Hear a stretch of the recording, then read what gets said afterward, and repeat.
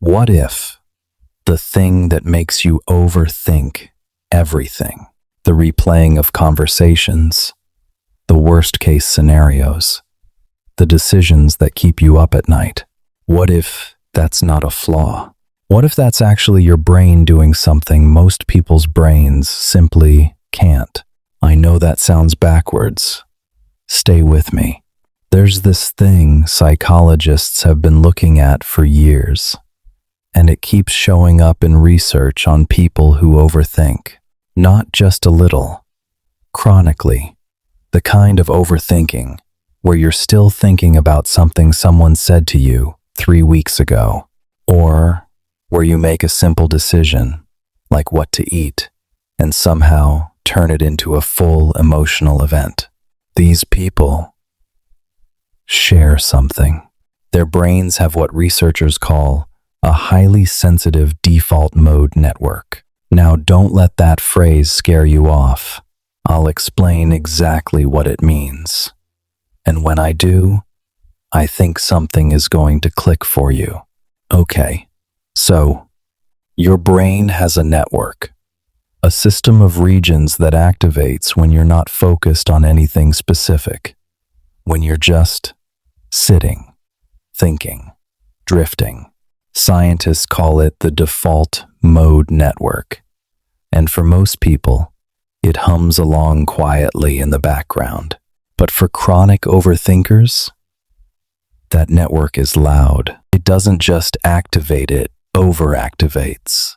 It fires up faster, stays on longer, and connects more dots than the average brain would ever bother connecting. And here's the thing they found. People with this kind of brain activity tend to score higher on something called sensory processing sensitivity, which is basically a measure of how deeply your brain processes everything: emotions, information, other people's moods, small details that most people walk right past. Their brains aren't broken. They're just running more programs at once.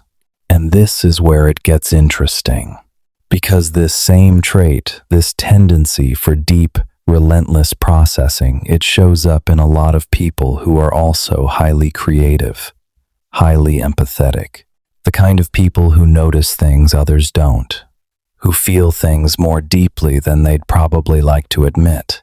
There's actually a term for this type of person, highly sensitive person, or HSP for short.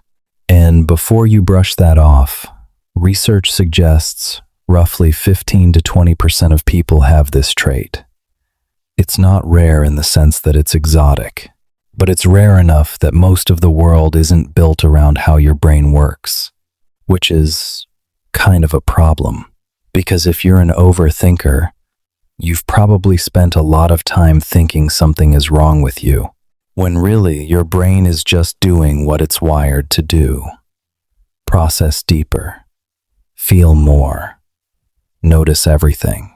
The cost of that is the loop that won't turn off.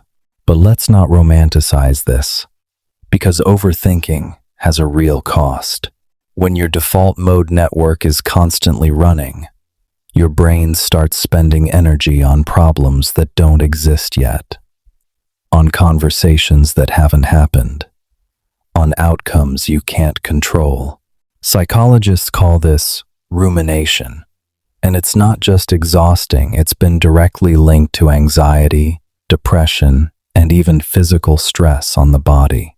There was a study, and I won't drown you in numbers, but essentially what they found was that people who ruminate regularly showed increased activity in the same brain regions associated with emotional pain. So your brain isn't just overthinking abstractly, it's actually experiencing that overthinking, like it's real, like the imagined argument, or the embarrassing memory, or the what-if scenario. Your brain is living it. That's why it's so draining. You're not just thinking, you're going through it every time. But here's what the research also shows. And this part doesn't get talked about enough.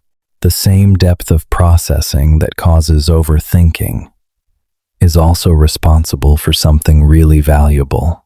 Overthinkers tend to be better at detecting risk, not imagined risk, actual risk. They catch things early. They notice red flags in relationships, in situations, in plans that seem fine on the surface. They're the ones in the room who say, "Wait, but what about?" And everyone rolls their eyes until it turns out they were right. They're also often the people others come to when they need someone to actually listen. Because when you process deeply, you hear more than just the words. You pick up on what's underneath. The problem isn't the brain. The problem is that nobody teaches overthinkers how to work with this trait instead of just suffering through it. So, what do you do with this? First, naming it matters more than you'd think. Just understanding why your brain does this changes your relationship with it a little. You stop fighting yourself as much. Second, and this one is backed by a lot of research, overthinkers respond really well to scheduled thinking time, which sounds almost too simple. But the idea is this. Instead of letting your brain spiral whenever it feels like it, you give it a window. You say, "Okay, we're going to think about this at 7 p.m. for 20 minutes, and then we're done." What that does is it gives your brain permission to stop because it knows it will get to process. It's not being shut down, just delayed. Third, physical movement. Not as a wellness cliche, but because when your default mode network is overactive, getting your body moving quite literally redirects blood flow in the brain. It interrupts the loop. Even a short walk changes things. None of this is a cure, but it's how you start working with your brain instead of just being dragged around by it. Look, if you're someone who overthinks, you already know it. You've probably been told to just relax or stop worrying so much by people who genuinely don't understand that it's not a choice. It's not a character flaw. It's not weakness. It's a brain that was built to go deep. And that's actually not a bad thing to be. The world needs people who think carefully, who feel things fully, who notice what others miss. The work is just learning how to carry that without letting it carry you. So I want to hear from you. Do you overthink? And if you do, is there one specific thing that tends to set it off for you? Like certain situations, certain relationships, certain times of day? Drop it in the comments. I'm genuinely curious, and honestly, reading what you all share down there always ends up shaping what I cover next. If this video felt like something you needed to hear, maybe someone else needs it too. I'll see you in the next one.